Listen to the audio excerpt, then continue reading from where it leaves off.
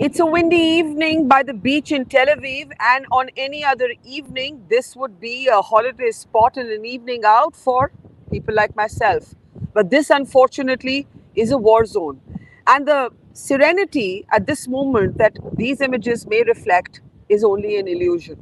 Usually, at about this time, the siren starts sounding. We get pushes to go into bomb evacuation shelters and safe rooms. It's happened 3 times now in the middle of a live broadcast. And both in the north and the south of this country, the borders are heating up. Near the Gaza Strip, of course, where we've been reporting from, there is a full preparation for a ground assault.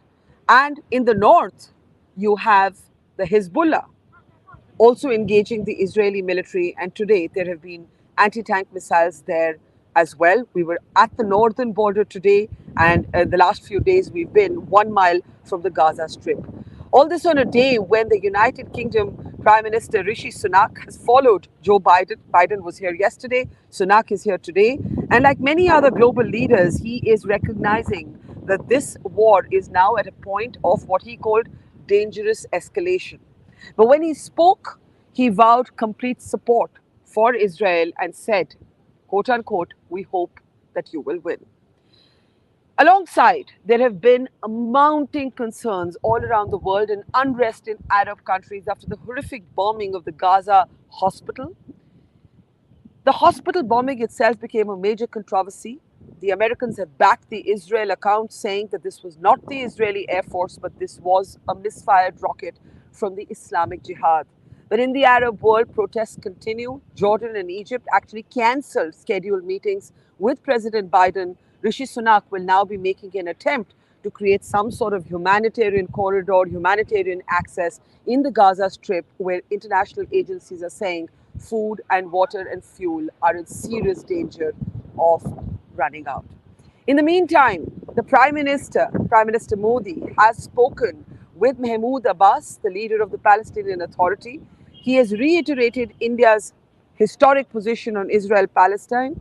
Remember, in the aftermath of the Hamas terror attack, the Prime Minister twice unequivocally expressed solidarity with Israel. But this is the Prime Minister talking about India's historic position, which is a recognition of the two-state formula and the recognition of the right of the Palestinian people to a sovereign and viable state. He's also promised humanitarian assistance to the Palestinian people. There's a lot to talk about here because Israel looks like it might be confronting a two-front war.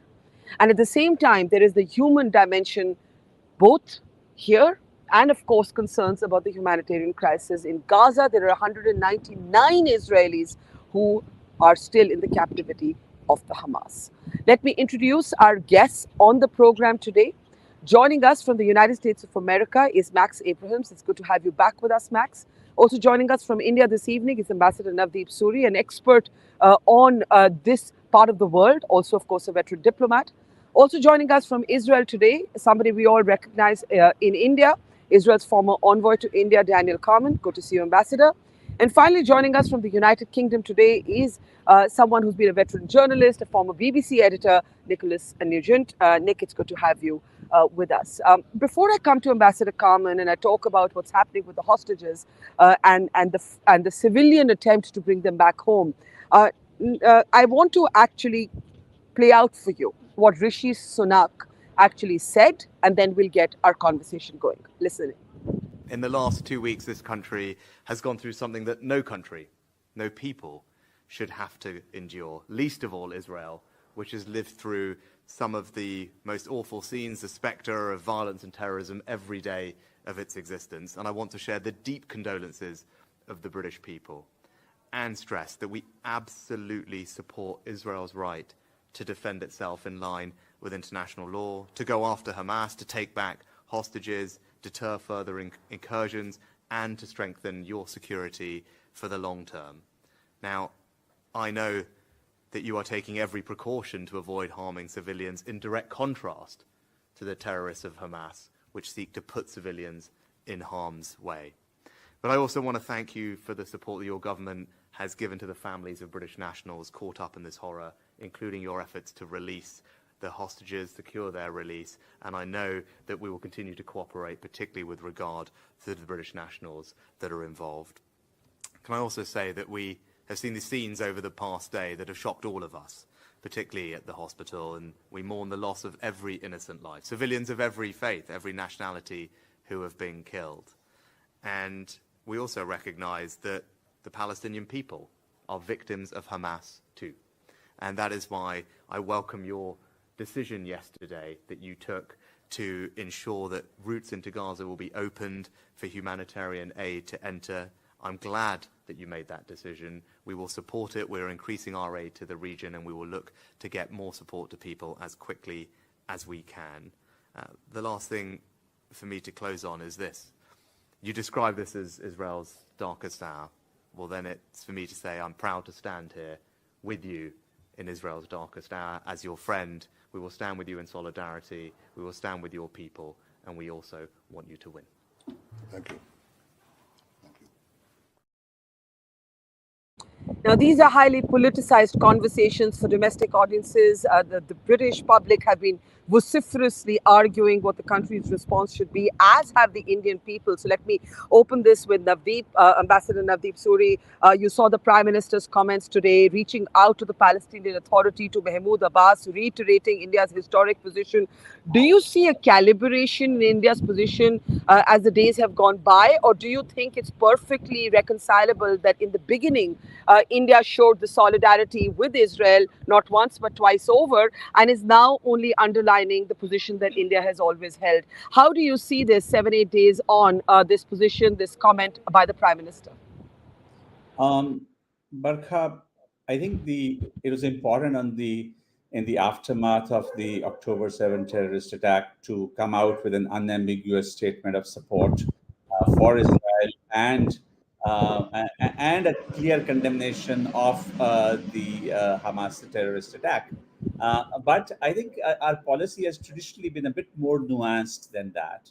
And I'm personally happy that the Prime Minister and the Foreign Office have tried to bring a degree of balance back to our position, because you could see that some of our friends in the Arab world, that we have invested a lot of effort in building relationships over the last few years, were noting that it was a fairly unidimensional comment that was initially made.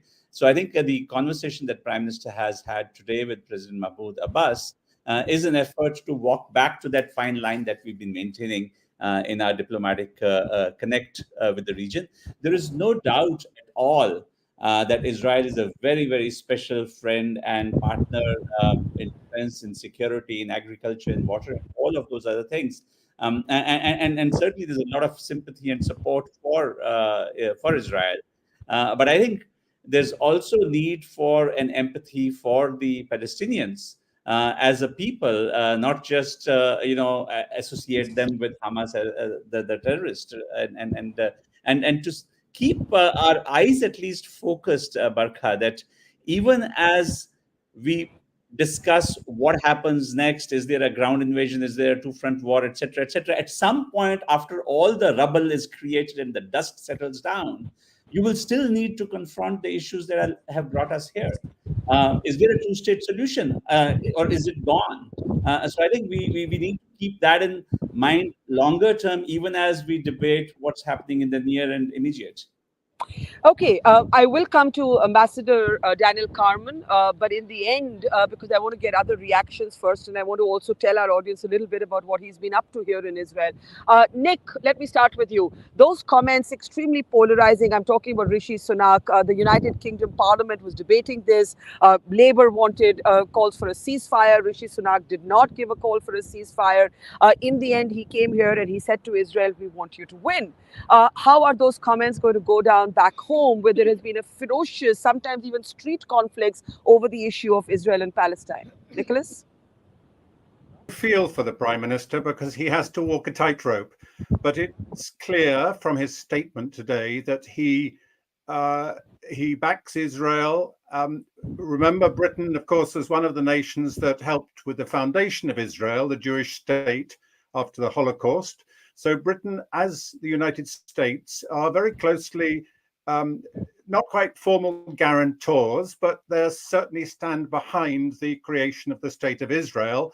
And thus, Rishi Sunak and Joe Biden can't really do anything but put their support strongly behind Israel. But in both cases, they've also made public statements saying that the reprisals Israel makes against Gaza, and here we're drawing a distinction between the inhabitants of Gaza in general, the Palestinians, the reprisals must be according to the values of a civilized democratic state.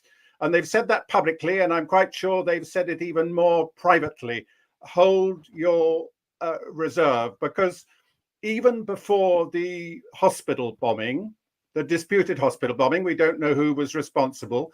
The pictures of what Israel airstrikes had done in Gaza were on everybody's television set that following evening or immediately after. And public opinion clearly has a lot of sympathy, not for Hamas, but for the Palestinians. I think that's quite important to make that distinction. Public opinion. Is there one thing? I'm sorry I'm interrupting, but is there one thing called public opinion? I think if there's anything we've discovered as journalists, this is such a divisive issue that public opinion actually stands at extremes. Well, absolutely. And I'm not trying to find a consensus, and I'm not trying to tell you where public opinion lies.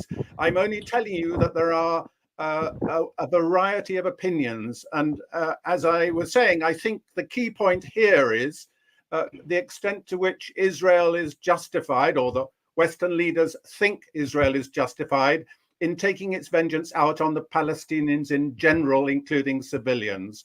If there were a formula that allowed Israel to go against Hamas, then not only governments, but public opinion would be behind them. Unfortunately, that formula doesn't exist.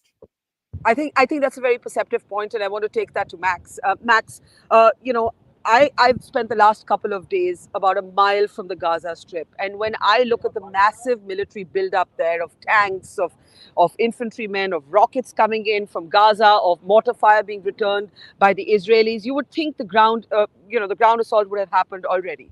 It hasn't happened yet. And there's a front that's opened up in the north. I was at the Lebanon border earlier today. Is there, do you think, a rethinking, maybe? Biden warned Israel not to make the mistakes that the Americans made after 9/11. That's one thing that stayed with me. The other thing that stayed with me was the second front opening in the north. The third thing I wonder about is that even though Israel was able to argue its case that it wasn't an Israeli rocket that hit the hospital in Gaza, did they lose the public opinion narrative, as Nicholas is suggesting? Could all of these three things be causing some sort of rethink, you think, in Israel? What is your opinion? Is the global opinion shifting despite Biden and Sunak's visits here? I think that there are a lot of really simplistic and frankly idiotic comparisons to the US response to 9/11. I hear them all the time, every day. And the argument goes something like this. The United States, wanted blood after 9/11. Look what it did. It went into Iraq, and it actually made the terrorism threat worse at great cost to the United States. And therefore, the policy implication is that in the aftermath of a big attack, the smart people, those who are familiar with history, urge restraint. And yet, this is very silly, because in the immediate aftermath of 9/11, this is in the immediate aftermath now of the Hamas terrorist rampage, there was overwhelming American support. Over 90% of Americans, Democrats and Republicans, had a consensus of a military response against those who committed the attack. The Iraq situation has almost nothing to do with what Israel is going through, because with Iraq was uninvolved in the 9/11 attack. And the United States went across the world to attack a country that had nothing to do with the supposed provocation, and ended up creating a lot more terrorists than were previously there. Israel has a completely different situation. Nobody disputes that Hamas are the perpetrators. Nobody disputes that Hamas are based in Gaza. Israel is surrounded literally by tens of thousands, even more than 100,000 terrorists. And there's no country in the world that, faced with a commensurate threat would exercise restraint. And it's absurd to ask Israel to show the kind of restraint that no other target country ever, and certainly not India, would show after an attack like this. I just want to say, I'm so sorry, I'm interrupting you, just to say that after the Mumbai attacks, India did consider crossing the line of control and then did not. And I'm sure Ambassador Suri would speak to that. But I hear you in terms of public sentiment. I mean, the death toll is orders of magnitude higher, and as a percentage of the population, it's incomparable. Yes, you have made that point that several people have made the point that as a percentage of population, this is the gravest terror or the largest terror. Much higher as well. Okay, let me move on to Ambassador Carmon, but Max making the point there that as a percentage of population, this has been the most horrific terror attack in history. Now, not just percentage, excuse me, in absolute terms, the numbers are incomparable. Okay. Not just as a percentage, in absolute terms. Okay, but I was just responding to the part where you said India certainly wouldn't, and I just wanted to make the point that after 26, and I'm not saying that's a good thing, I'm just stating the fact that after the Mumbai attacks, India did not respond in a military way, but then more recently after the Pulwama terror attacks, India did strike in Balakot in Pakistan. Now, Ambassador Daniel Carmon has been there are a lot of things that governments can do and can't do that civil society can do. And what we forget in all of this is there are 199 hostages that are still in the captivity of Hamas. And there are street protests not far from where I'm standing right now in Tel Aviv, where these families are on the pavement and they're saying, we don't care what you do. That heartbreaking images of the young woman we saw being taken away, Noah, we saw her being taken away on a motorcycle by Hamas terrorists. And that's her family saying, please bring her home. This is only one of the many families we met that collapsed in tears. Daniel Carmon has now joined the forum to try and help bring these hostages back. And they're not a forum for the government, they're a non-governmental forum, and they're trying everything they can, including maybe reaching out to the Pope. Before I get Ambassador Carmon, I'm going to give you a little excerpt of what he's been up to in the last few days. Take a look. So I'm very interested in all of the collective experience in this room. As you said, here are also people who have been negotiators in exactly these kind of situations who are no longer officials. Obviously, all of you are opening back channels, as it were, to a network of contacts that you have built up over the years? Well, I want to stress one thing. The government is acting separately. Yes. And the real channels are the channels by the government. Sure. This is an addition, a bonus, a strength from behind. And definitely, we have a WhatsApp group, and there are hundreds of initiatives per day. Right. People calling from all over the world. I've spoken to Argentina. I've spoken to... I believe there's also been an attempt to reach out to the Pope. There is an attempt to send delegations all over the world, and the Pope, with his moral voice, his moral standing, is definitely one who could help. But, we get so many initiatives, and there is no initiative that is not checked. We're now in the middle of checking something with a country in Europe. And again, we are not replacing the government. We're giving the families the push that they need to know that we are here and to know that some of the initiatives can be helpful, because, as you said, there are things a government cannot do because a government can do things discreetly or publicly. We go all the way. We permit ourselves to do. Every avenue is checked. Right. You can watch that full report on our platform. That was just to give you a sense of what Ambassador Carmon has been up to. Daniel Carmon, on one side, the humanitarian crisis, your attempt to bring the hostages home, you're working all the routes, you former diplomats, former negotiators, former intelligence officers, lawyers, and the families themselves. On the other hand, the geopolitics. You know, you've been hearing the debate. You've been watching, I'm sure, the unrest in the Arab countries. You've seen Jordan and Egypt refuse to meet with President Biden. You've seen accusations that are coming at Israel's door, that hospitals are being targeted. Today, the Palestinian Authority said that 12 hospitals in Gaza have been asked to evacuate, because there's a sense, obviously, Israel believes that the Hamas is taking shelter in these places. How do you see what is happening? We have not yet seen the ground assault. Go ahead, sir. Well, thank you very much for having me. I'd like to say one thing, that this crisis has various levels and various challenges, unseen, some of them unseen before. One of my predecessors here spoke about reprisal, and another one spoke about,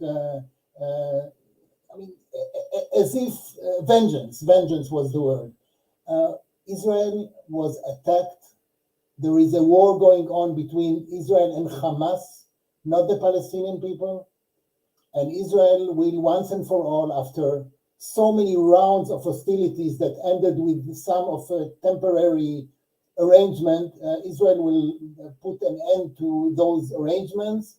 And the idea is really to eliminate the military capabilities of an organization which is a terrorist organization, which overthrew the Palestinian Authority. I have to remind everybody, overthrew violently some years ago the Palestinian Authority, and is reigning in Gaza, or was reigning in Gaza, or still is probably.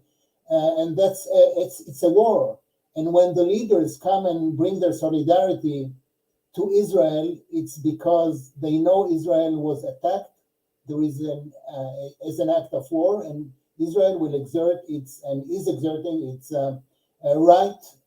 inherent right to self-defense. Now, speaking about the number of casualties, imagine what would happen if we didn't have the technology of the Iron Dome. In a minute, maybe a siren will sound a siren either where you are or when I'm in my safe room. And if there was no technology, the number would be much, much higher. So we are proud of the technology, but that's one level of the hostilities. The other level is really on the ground what happened, the massacre, the slaughter. I don't know if you saw when you were on the ground, but I'm told that there are still bodies there. So, one of the challenges is the humanitarian challenge. And let me say something just before I finish this, the hospital. It's controversial, I know, but there is no doubt who did this bombing. I would not call it an attack. It's a failed launch. And you know who said so? Not the Israelis, not the public opinion in Israel, Hamas people. And one of the evidence that the Israeli intelligence brought to the table is a SIGINT result of a phone conversation between two Hamas people who are discussing the Islamic Jihad bombing, and they are saying out loud between themselves, it is the Islamic Jihad. So there is no controversy. It has implications, but the bombing was a failed launch by the Islamic Jihad. Before I move on to Ambassador Navdeep Suri, I just wanted to say I did see the Iron Dome operational with my own eyes, 1 mile from the Gaza Strip, and I'll play out that report in just a moment. But I just wanted to say that Daniel Carmon has been a critic of Benjamin Netanyahu. So this is really not about the domestic politics of Israel. I've seen posters up on the pavements here asking Netanyahu to resign. I've seen near the sort of protests, the images of which you're seeing now, by the families of those who have been taken hostage, blood splattered marks, basically talking about pain, but also asking Benjamin Netanyahu, saying to him, you have blood on your hands. So I think it's also important, just like we say Hamas is not Palestine, to also say Israel is not Netanyahu. But to Ambassador Suri, my question is this. Nicholas, I think, hit the nail on the head when he said, what is that way in which countries can stand in solidarity with Israel's right to retaliate, but not have hundreds of thousands of people caught up in that retaliation? There is no way, because you're talking about a strip, that's why it's called the Gaza Strip, in which 1.1 million people have had to relocate. And Max Abrahams made the point, and I'm sure you want to respond to it, that India wouldn't have accepted this if there was an act of war against India. Do go ahead, Ambassador Suri. Well, I think, the kind of asymmetry in capabilities that exists between Israel and its neighbors is not something that we have in India's case. We need to do much more careful and serious calculations about how far we can go in striking whom.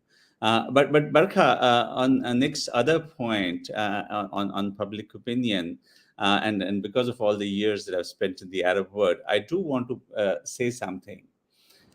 We've heard President Biden, you played the clip from Prime Minister Sunak. These public displays of affection for Israel, whether they play to the friendship with Israel, which is long-standing, or they play back home to the domestic political gallery. And we hear also the messaging that it's accompanied by tough talk in private about red lines and so on. How is this playing in the Arab world? The Arab world is not seeing the tough talk. The Arab world is only seeing the public displays of affection, and the consequence that you're beginning to see, and I think we should be mindful of that, is that there's a resurgence in anti-US sentiment of a kind that you probably haven't seen for many years. In capitals that are friendly to the United States, Cairo, where there's going to be an officially sanctioned anti-Israel protest on Friday. Today, you've had meetings between King Abdullah and President Sisi in Cairo. You hear what the Grand Sheikh of Al-Azhar is saying about the US and European positions. And I think, this whole business of the solidarity with Israel that the West is expressing is unleashing other consequences, which I just hope that the leaders are aware, because some of these countries are fairly fragile and are dealing with huge issues of unemployment, economic slowdown, etc., etc. And the anti-Israel protests that you're beginning to see or pro-Palestinian protests that you're beginning to see could well become a channel for other grievances that have been accumulating over the last few years. So we are really sitting on a pretty fragile situation, not just within Israel and the occupied territories and Gaza, but also beyond. Yeah, Daniel Carmon, do you want to respond to that? That there's a kind of growing line that is being drawn once again across the region, and this is a powder keg for Israel as well. You've got the Hezbollah engaging your country in the north now.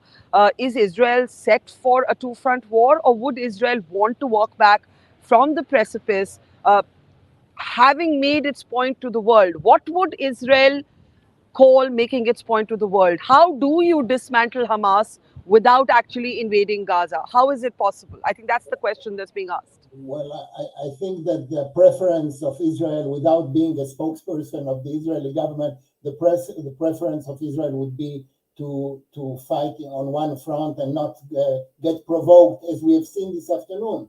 This afternoon there were barrages of rockets in Eastern Galilee and Western Galilee, but they were contained, and I think that Israel will try to contain the situation despite the provocation. But if there is no alternative, Israel will have to respond. There is a line that will have to be checked all the time, the line that when it will be crossed, Israel will and can manage two fronts simultaneously. And there is a third front, which is the territories in the West Bank, has seen today clashes in one of the refugee camps near Tulkarem. So there might be three fronts, and we always have to remember that Iran is there.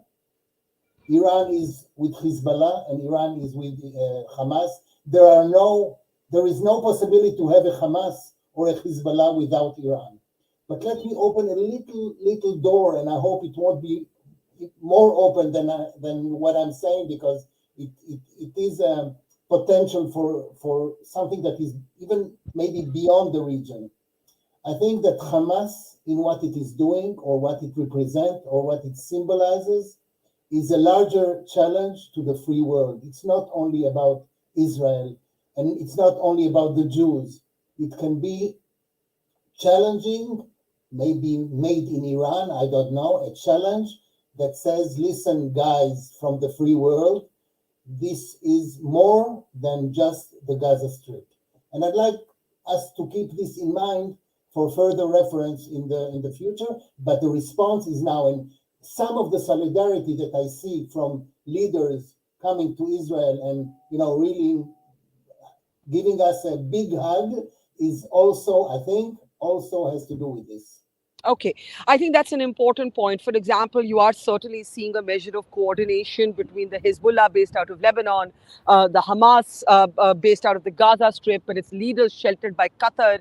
This is something that goes beyond a localized conflict. That point is well taken. Now, what is actually happening 1 mile from the Gaza Strip? Before I come to Max and Nicholas, I just want to give you a sense. There's a lot happening there. I can tell you in the last week, I have learned to adapt myself to suddenly being told, get up and go into a bomb shelter. But when we were at the Gaza Strip, literally we had rocket casings falling at our feet. And it, even as a kind of I like to think of myself as a battle-hardy conflict reporter, it does make you jump out of your skin just a little bit. But will there be definitely a ground assault? Or could there be, as some reports are suggesting here, a rethink? We don't know. But take a look at what's happening 1 mile from the Gaza Strip. So just to show you how close we are to the front line of the war, these are the rockets that have come in from the Gaza Strip just moments ago, even while we were inside the kibbutz Be'eri, and we heard, I don't know, so many explosions, more than 20. And here our guide Eli is showing us another part of a rocket that has fallen. What are we seeing here? This is part of the rocket that they're reviving here, destroy the cars that they're parking here in the party. Yeah. And also this one. This is from this last week. And we're just about a mile from the Gaza Strip, right? Yeah, Gaza Strip, when you've been with that side, yeah. But we're very close, and they've been targeting, as you can see, from the rockets that have been falling here. And you just heard an explosion. Even as I'm standing here, you can hear the explosions. And these are rockets. Look up. Boom. And there, you can see that. You can see the rocket there, right there in the sky, the trail of smoke. If the camera turns around here, let me show you where we are. We are just outside the kibbutz Be'eri, and we just heard the Iron Dome. Explosions go off in the Iron Dome. The Iron Dome. Another one over there. The Iron Dome is intercepting the rockets that are coming from Gaza. The rocket coming from Gaza. Another one. Bam. There, I can see that right in the sky. So we've been talking about these explosions while we've been here at the kibbutz Be'eri. And if the camera comes down, again, I'm going to tell you that we're standing at one of the worst massacre sites. And if the camera pans up to the sky, you can now hear the Iron Dome. You can see those little plumes of smoke in the sky, intercepting the rockets everywhere. And here, let me show you through the sound of explosions. Can the camera please follow me here? You can see parts of the rocket that have fallen right where we were standing. And once again, let the camera move up. Eli, we're seeing the sky filled with these white plumes. Tell us what we're seeing. You counting? Everything. If you have 1, 2, 3, and 4. Yeah. That they attack the missiles that you have one like that downstairs here. Yeah. Okay, this is the good jobs of the Iron Dome. Yeah, the good job of the Iron Dome, Israel's famed Iron Dome, intercepting those rockets from Gaza, but some have fallen here. Let me leave you with this image to give you a sense of how close we are to the war front. Just about a mile, the officer said, from the Gaza Strip, and the explosions literally every few minutes, signaling the beginning of a war offensive. And at the northern border, Max, where I was today, the missiles that are coming in are even more sophisticated. They're actually anti-tank missiles. But the question I'm going to ask you is still this. It has been a week. We do know the infantry and tanks are training, but this is urban warfare. And there are analysts who believe that if Israel enters Gaza, it will be ensnared into the Hamas's network of underground tunnels, into a kind of urban city warfare that will, in the end, be lethal for Israel. That it would be a trap set for it by Hamas. How do you respond to that? Can we unmute Max, please? I can't hear him. Yeah. Israel's security situation when it comes to terrorism is nothing whatsoever like Britain's or the United States' even after 9/11. The United States dramatically overestimated the number of Al-Qaeda, terrorists who credibly could threaten the American homeland. In Israel, there actually is not an overestimation. There genuinely are probably 100,000 terrorists or more. This is an enormous number. And so in Israel's case, responding to the terrorists is not an elective decision. This is a war which Hamas caused by going on the biggest terrorist rampage of almost any country in the world has ever experienced in modern history. And so you need to understand the severity of the threat in order to understand the Israeli response. I believe that Israel will go and do a ground offensive in Gaza. I believe that there will be substantial pain and suffering to the Israel Defense Forces, but nonetheless, because Israel's not, it's not elective, because this is such an existential threat to Israel's existence, Israel should go in there, even though it will be bloody, because it needs to clean out the terrorists, some of the terrorist leadership, the terrorist infrastructure, and honestly, any country would respond the same way. Okay. Let me bring in Navdeep and Nicholas on that. Ambassador Suri, go ahead. Yeah, Barkha, I mean, I hear what Max is saying in terms of the inevitable, the necessity for it. But I'm much more skeptical about the objective of finishing Hamas. Yes, you can destroy the physical infrastructure, but I think it's much harder to destroy the larger support base that it enjoys from the people in Gaza. Yes, Hamas is an armed terrorist group. It is declared terrorist by a lot of international organizations.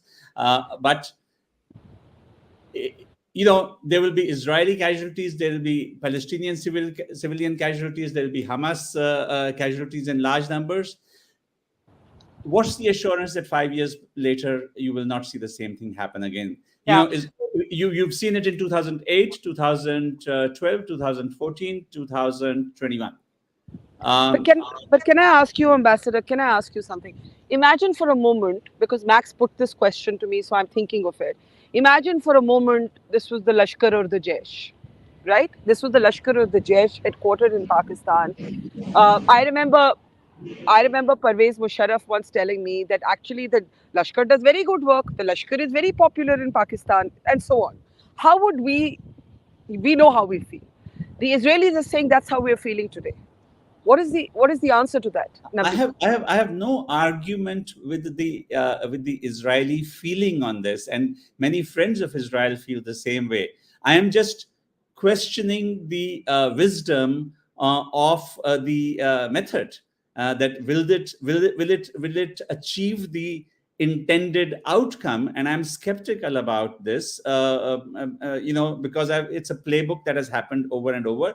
Yes, this was of a different order of magnitude. Yes, the Israeli response is going to be of a different order of magnitude, but will it solve the problem? And I'm skeptical on that, because and that's why in my initial comments I said, once you think you finished Hamas, you've reduced half of Gaza to rubble, What then? What's next? Is there a pathway? Is there a pathway to peace in the region? Is that something that the Israeli leadership? Okay, everyone has their hands up, but I have to get Nick in first, then Max, then Daniel. Nick, go ahead. Well, I agree with Ambassador Suri that what next? Yes, maybe they will go in. That's the expectation. But at what cost? At what cost to civilian life? And will they achieve the objective, which is to destroy Hamas? I mean, one can commend the objective without having any idea how they're going to get there. I mean, but before Mr. Abrahams comes in again, let me stress, I am not taking sides. I'm a journalist and I just watch what's happening. And I watched what's happening before. And we know that even when Israel was in Gaza, they could not keep Hamas under control. Are they going to do it with a short incursion? Are they going to occupy Gaza again? I do not see that happening. There has to be some other way. And I don't know what it is. I'm not a politician. I don't have to take those decisions. But I am both curious as to what's going to happen and also very worried as to what's going to happen, because if Israel carries out the sort of comprehensive elimination of Hamas that they plan, then we are well into a war that is going to spread way beyond Gaza, I would have thought. There would be a massive reaction. So far, it's been relatively controlled in the West Bank, for example, but I don't think it would be if Israel attempted what I think it might have in mind. So I really don't know, but I do worry. That's the next stage. Israel goes in, but what's the stage after that? I think those are good questions, and let's get Max and Ambassador Carmon briefly on them. Max, go ahead. I think that often people have a misunderstanding about counterterrorism, and they tend to think that counterterrorism measures, they don't really work. Everyone's pointing to 9/11 in Iraq. We just faced down the Islamic State. It was the worst international terrorist group the world has ever seen.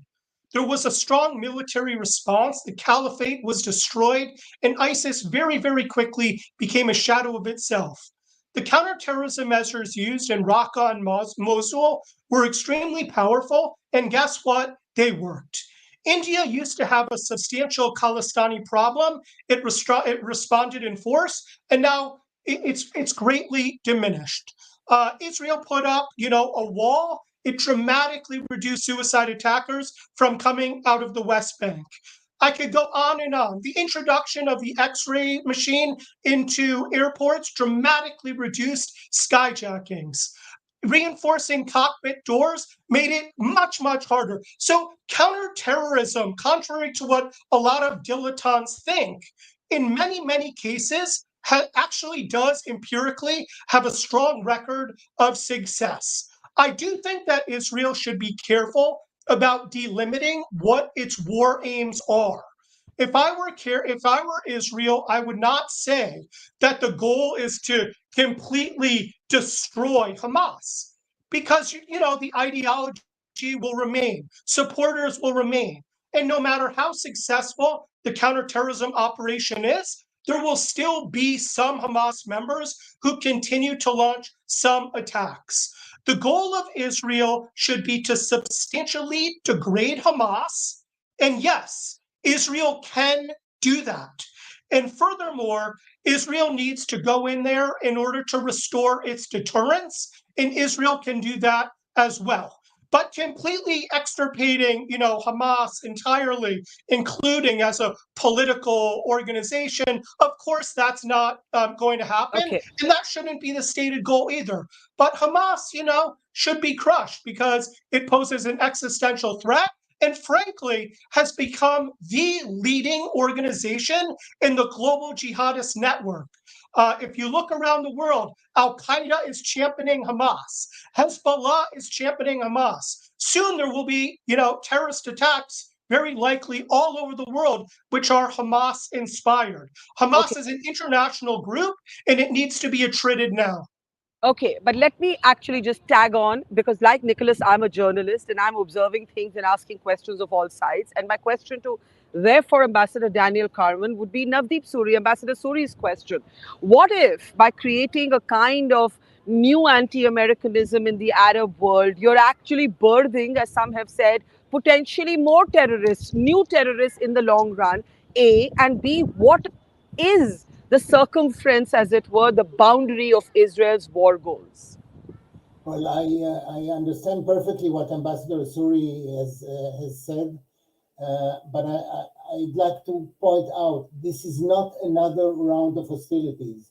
After 4 or 5 rounds, which ended with an arrangement, with a policy, erroneous policy, I have to say, and it will be checked, an erroneous policy of implicitly strengthening Hamas, because this is what happened after each round.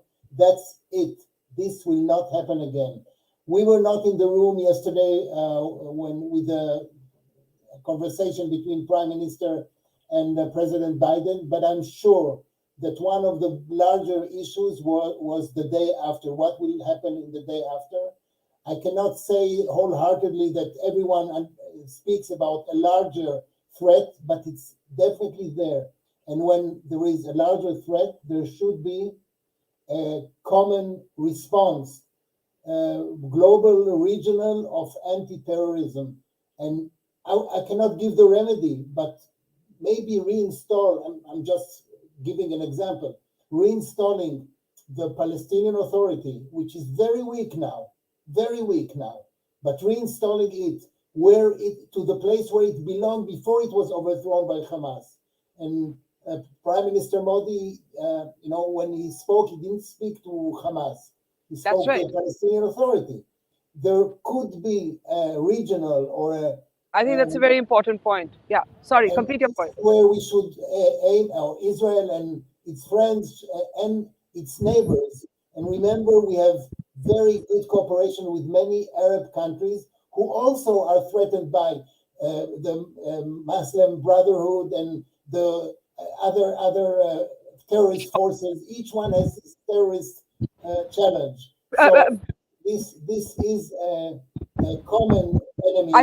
I think you've raised a very important point that I want Ambassador Suri to come in briefly before we go into our last round of comments on the eroding authority and power of the Palestinian Authority. Prime Minister Modi spoke with Mahmoud Abbas, who, not to the Hamas. Obviously, India would not speak to the Hamas. My question, Ambassador Navdeep Suri, to you is this, that there is a view in Israel that Netanyahu's policies actually indirectly strengthened the Hamas and weakened the Palestinian Authority. And maybe in the dismantling of Hamas, you're actually doing the Palestinian people a favor because you're allowing a Palestinian Authority to regain power.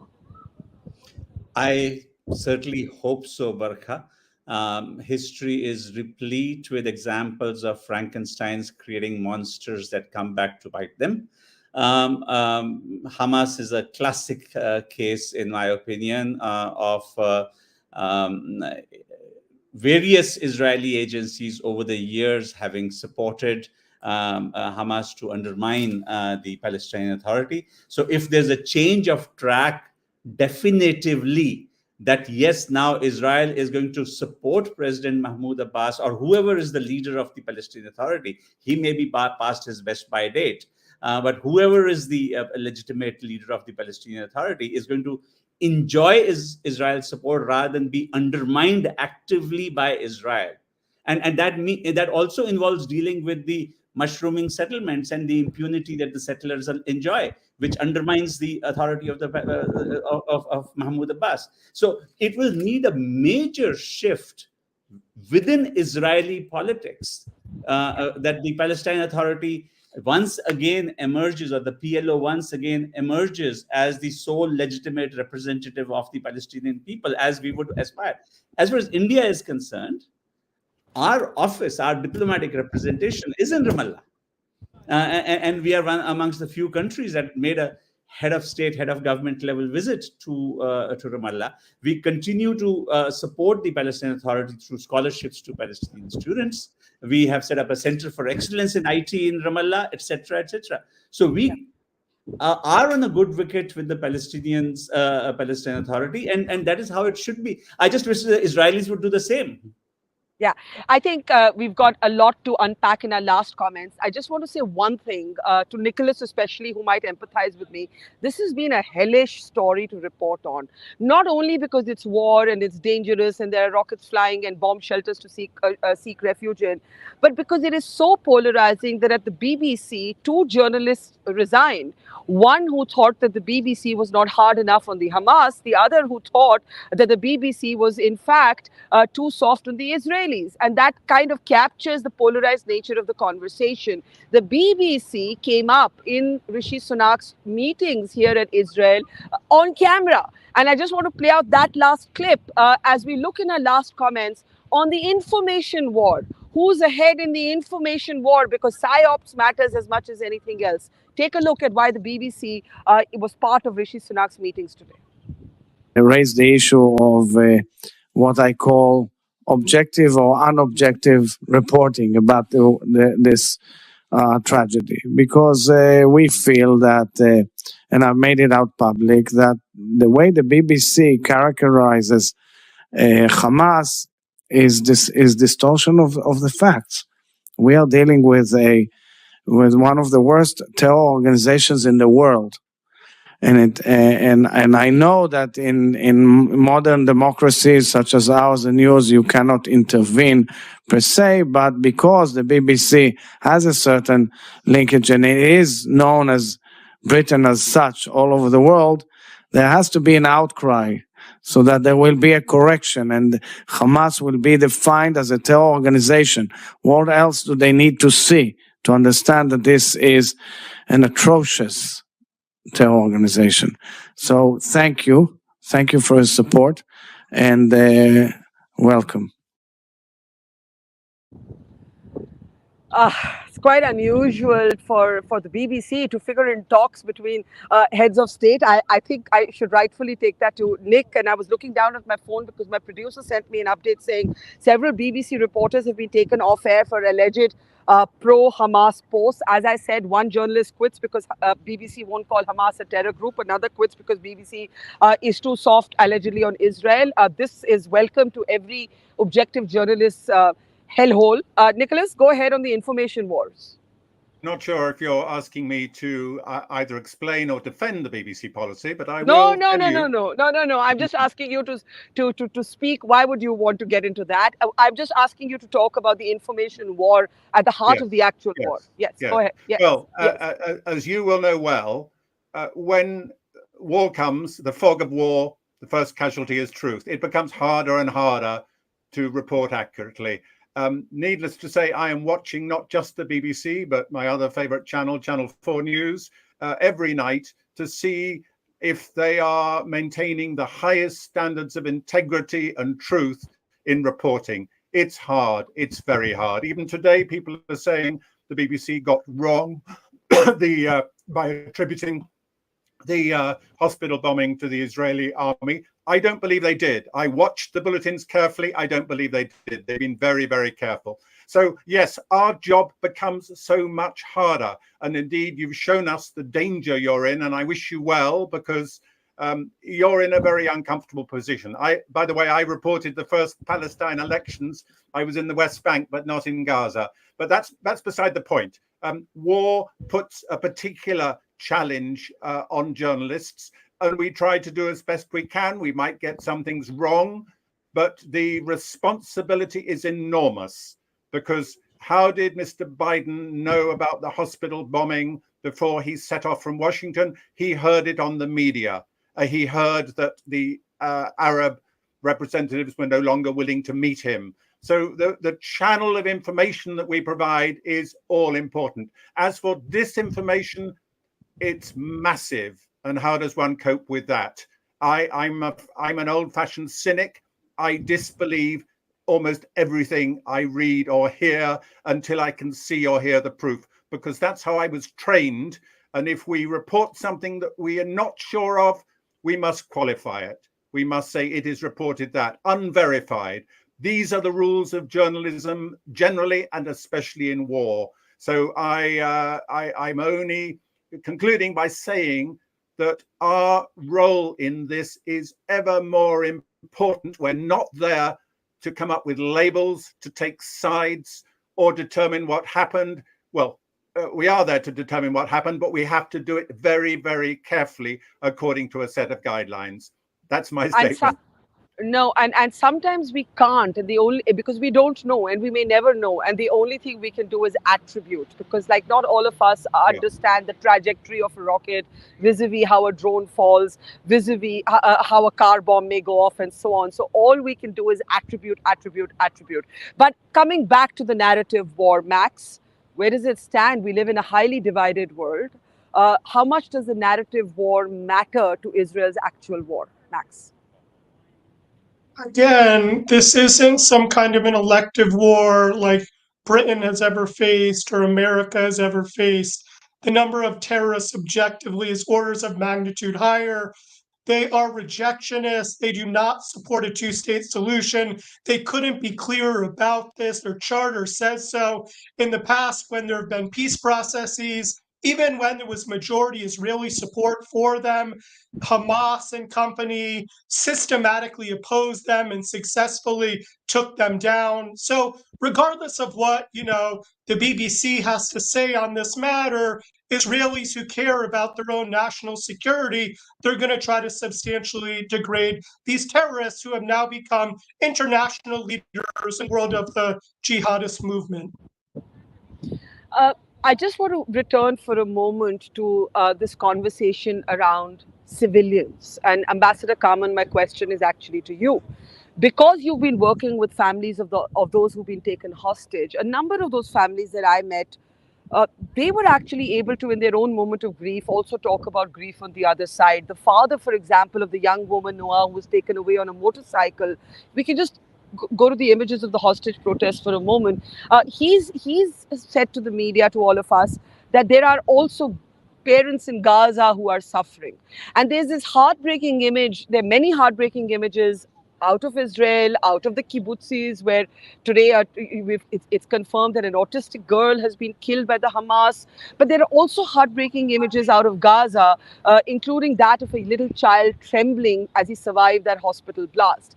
I ask you, Ambassador Carmon, knowing you to be a man of principle, what is the way for Israel to uphold its national security, but not wanting little children at that hospital, for instance? I'm not saying the Israelis did it. I'm saying whoever did it, children are dying.